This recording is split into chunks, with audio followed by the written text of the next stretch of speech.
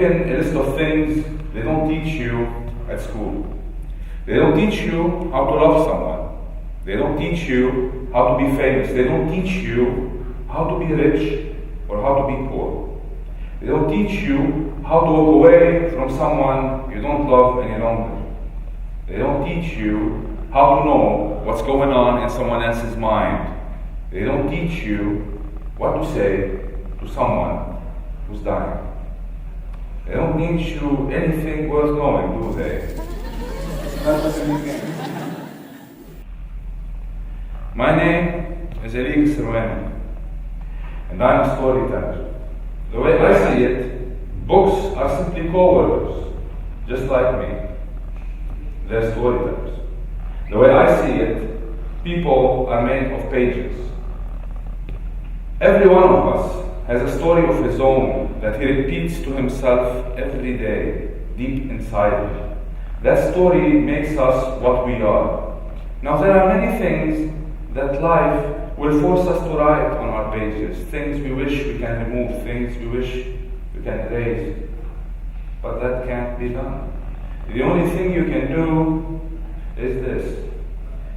You will die in 3 days. You will live for 3 more days. That was the same message, only different words. You get to pick the words that your story is made of, no matter what happens in your life. And that by itself is amazing. I'll get straight to the point. I'm not a speaker. I'm a storyteller. And what I'm about to share with you today is 3 stories that taught me 3 random things that you usually don't learn at school. I may start now. Story number 1. Fire. So there was this old veteran of war. He had to tell his story to a writer in order to preserve it. They reached a point in which he had to describe the first woman he fell in love with. So the writer said, okay, go ahead, describe her. She looked like,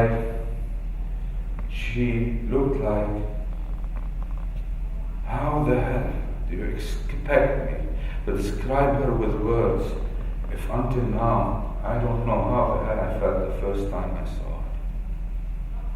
You must, said the writer. It's for the story.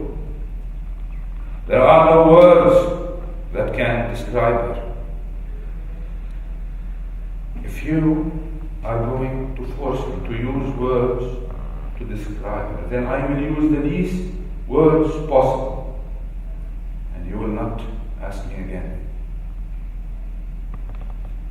All right, said the writer.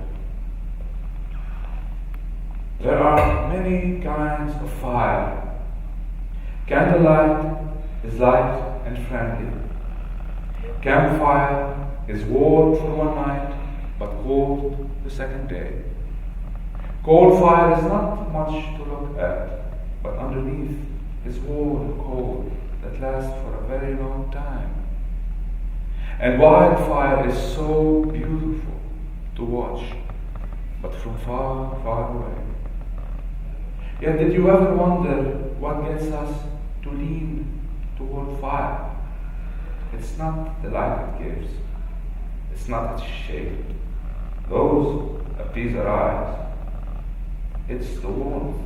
We lean closer and closer for the warmth. Yet we never know when we've leaned too much. And do you know what fire does? It burns.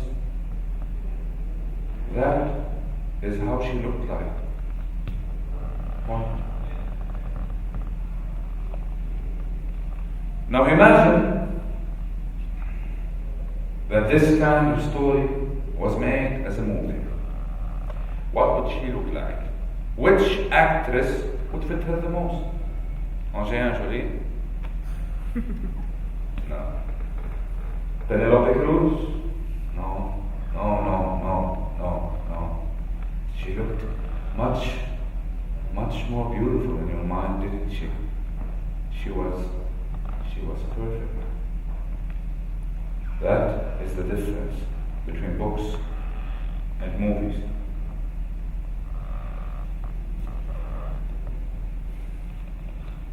Story number 2.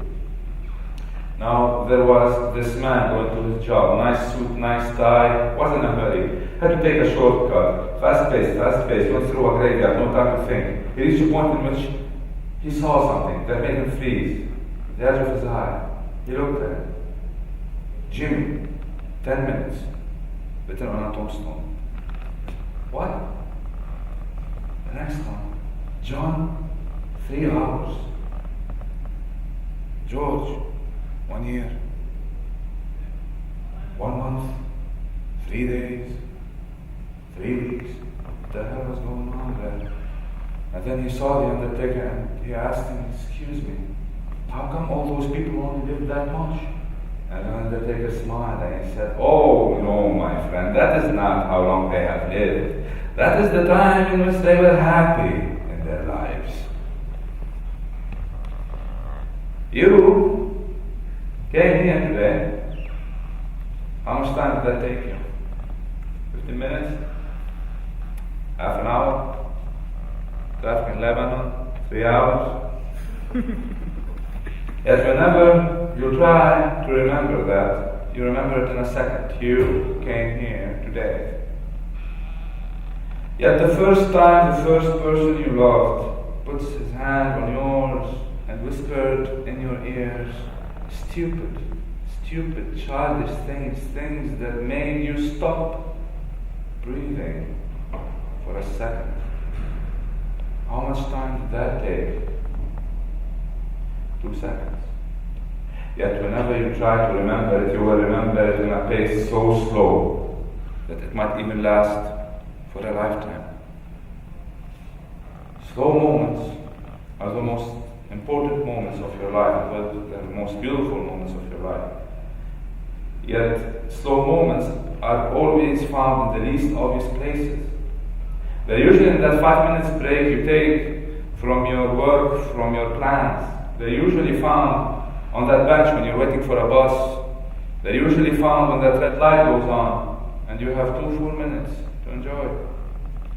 Yet we're in such a hurry these days to the point where we kind of avoid slow moments. We must study so that we can get a job, so that we can get married, so that we can get children, so that we can raise them, so that they can bury us. And we're in such a hurry to do such a thing, to the point where we kind of avoid slow moments. Slow moments are the most beautiful moments of our lives.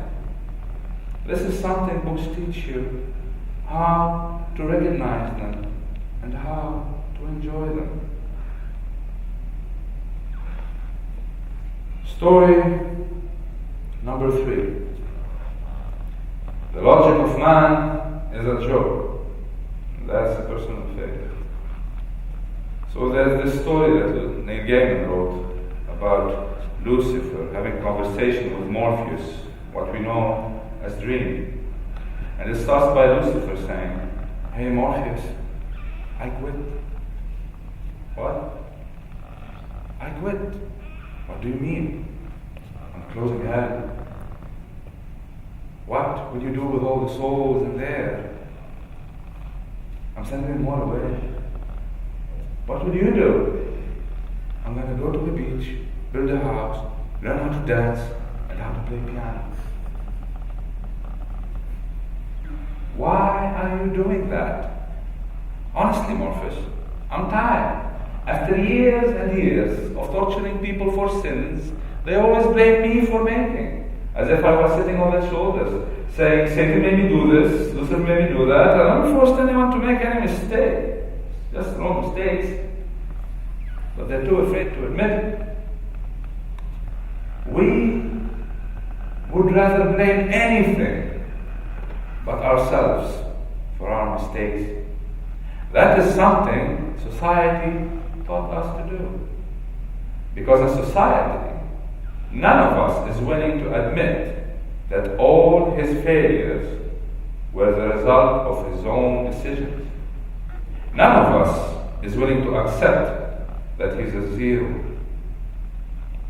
He's a zero. He's zero.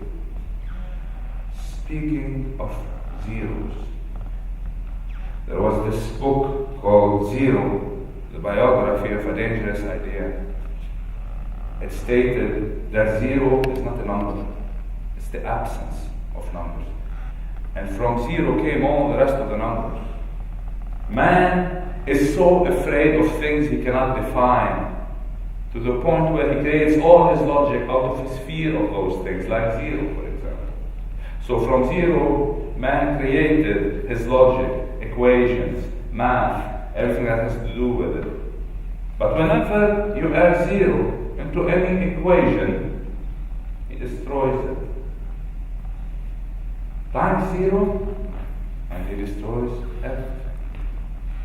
Divided by zero, you don't want to go there, do you? Man is so afraid of things he cannot define, like zero, nothingness, chaos, death. And he builds his logic according to that fear. Yet whenever you look at his logic, you will see how many flaws it has, and you will see how fragile he is. And chaos is always found the most in places where order is thought. And chaos always beats order, because it's more organized.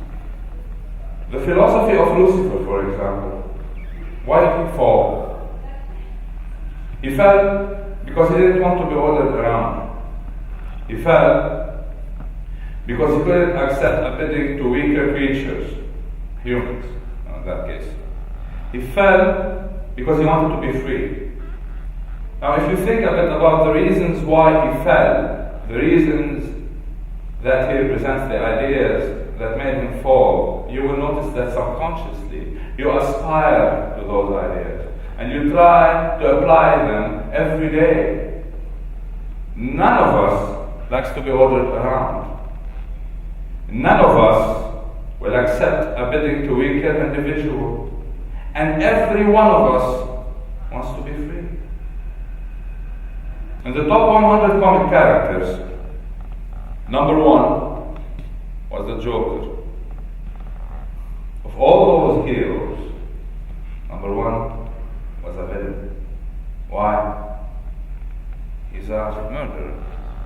He's a lunatic. He doesn't have any superpower. He doesn't give a damn away. He doesn't give a damn about anything. Interesting. He doesn't give a damn about rules and ethics. No.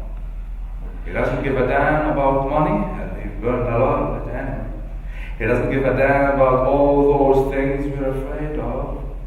He took every one of them by their horns and made it bite the ground by laughing and screaming. Why so serious?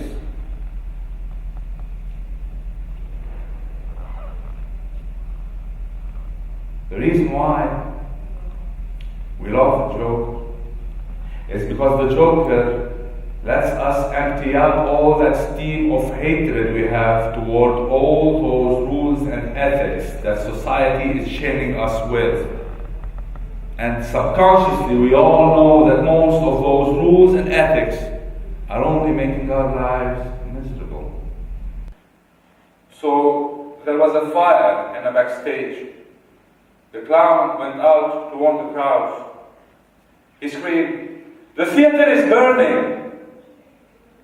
They looked at him and they clapped. He couldn't believe his eyes. He looked at them again and screamed for the second time, "The theater is burning! The theater is burning!" They looked at each other. They clapped. And they said, "Damn, he's good." He couldn't believe his eyes. He was crying. The mask was getting destroyed. I looked at him for the last time. He was on his knees and he screamed, "The theater is burning! We're all gonna die! The theater it's burning! And they threw coins at him. And so there he was, in the middle of the theater, on his knees, crying, in the middle of a rain of cheers, applause, and coins. That is how we will end one day, by taking every warning and every problem we face as entertainment, and by ignoring it.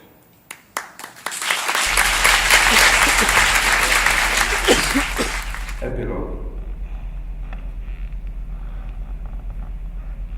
The last thing I'd like to share with you today is this.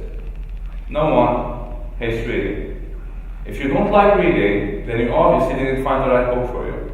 And when you do, you start reading it, and when you start reading it, you will not be able to let it go. It will decide when it will let you go. Reading is like climbing stairs. Every time you read a book, you climb higher, and every time you climb higher and higher, your vision of the world becomes wider and wider, to the point where small things that don't matter much in life, well, you won't see those anymore. And reading is like living a million lives while living your own simultaneously. Now, there are some who say that reading gets you lonelier. There are some who say that knowledge is pain. I won't deny that. But saying only that is saying half the truth. And you know what half the truth is? It's a lie. So I'll tell you the second half. When you read, you get accustomed to being alone. By doing so, you'll be able to form healthier relationships, because the relationships you will be in will not be the result of your fear of being alone. Instead of being a lamb stuck up with a bunch of lambs, trading your will with a feeling of security, not knowing where you're going, you end up becoming a wolf. And there are three things wolves are good at. Wolves recognize each other among lambs. And when they do, they form bonds that are far, far stronger than the bonds that lambs can form. Wolves know what they want, and what they want, they hunt it. And wolves, my dears, wolves in society can easily feed on lambs. Thank you.